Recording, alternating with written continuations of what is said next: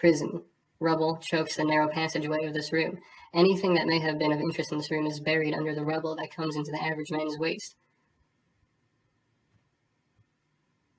Storage vault. The door to this room is partially open. Rubble blocks the doorway except for a narrow 1 foot wide opening. Peering through the narrow juncture, you can see a number of open chests lined against one wall. This was once a storage vault for items of minor importance. A small creature or smaller can crawl through the opening without a problem. A creature medium size must succeed a DC 30 escape artist check to pass through the existing opening. A large creature or larger cannot pass through. Attempts to widen the opening require caution. A successful DC 15 knowledge, architecture, and engineering or profession mining check reveals that the entire thing will collapse unless properly shored up and how to go about doing so. If these skills are not available, then treat the threat of collapse as a falling block trap.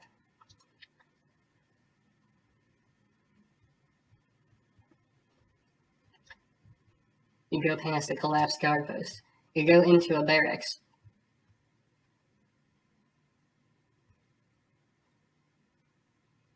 This is a kobold barracks.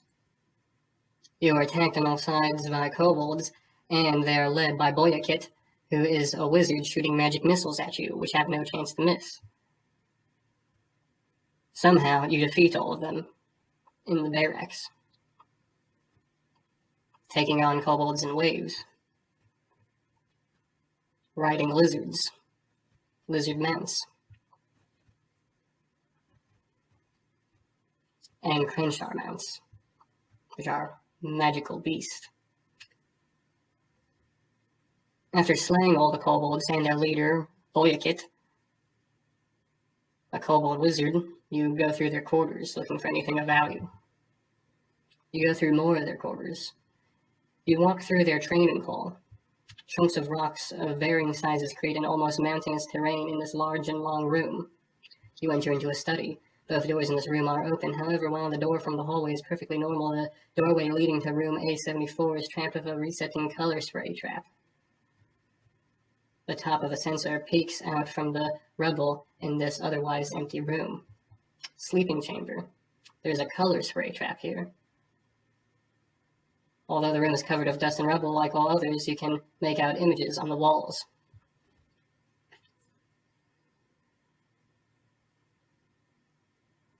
Digging through the rubble, you find some furniture worth 12 gold pieces, which you can put into your inventory. You move through the assistant quarters. The damage in this room seems to be somewhat less than in the others, although there is still a substantial amount of rubble on the floor. A number of skeletal, rust-red rodents scurry away from your light. There's a fiendish rat swarm you slay. Assistant quarters. This room also seems slightly damaged. There are still 2 relatively intact beds and a small table to be seen. This looks like a good place to rest. And to dodge 2 collapsing walls. You successfully dodge 2 collapsing walls. There is an experiment room. This large room shows some signs of deterioration, but looks to be relatively intact. Skeletons of various sizes hang limply from a number of manacles or attached to the wall in various places. More skeletons lie on the floor, their legs shackled via a chain to a large iron spike that has been driven into the center of the floor. You are attacked by skeletons. You destroy the reanimated skeletons. The widening diary.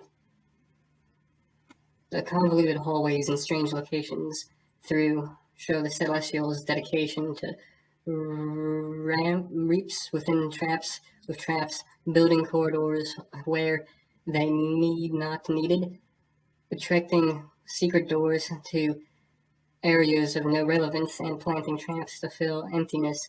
They befuddled and confused the prisoners of this dungeon for centuries.